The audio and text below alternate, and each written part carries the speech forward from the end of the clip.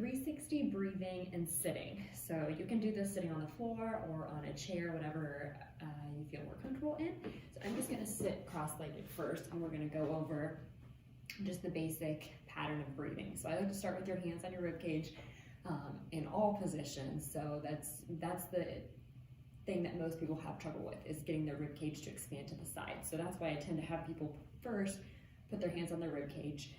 Lower rib cage, you'll be able to feel the back expand as well. So again, on your inhale, you are expanding that rib cage all directions, 360 degrees. Think of blowing up a balloon or an umbrella opening. Everywhere should be expanding.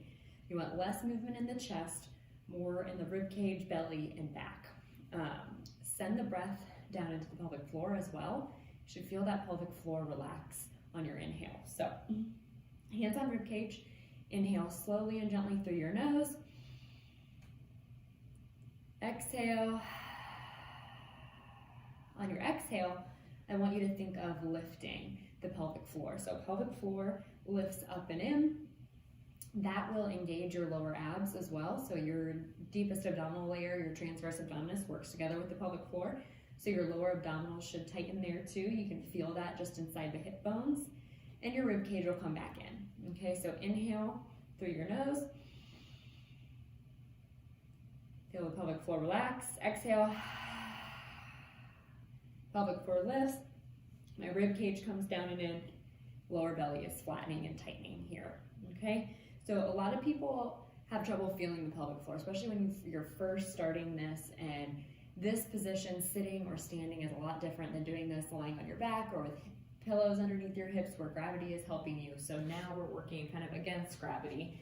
So a good way is if you have a ball or even a rolled up towel, something kind of soft, I want you to sit on it like that. So that's right there underneath your pelvic floor muscles. It just gives you feedback.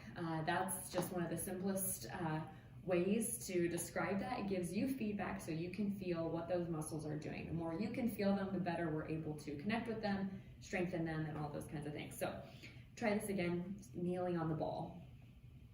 Inhale through your nose. Feel the pelvic floor lengthen into the ball. Exhale, lift the pelvic floor up and away from the ball. Tighten those lower abs. Rib cage comes back in. Everything here is flat. What I don't want to see is you kind of trying to bring your rib cage down, bulging the lower belly. We don't want that. We want lifting from the bottom up. So again, inhale through your nose. Feel the pelvic floor lengthen. Pelvic floor lifts up and in. Lower belly flattens. And my rib cage just naturally comes back in.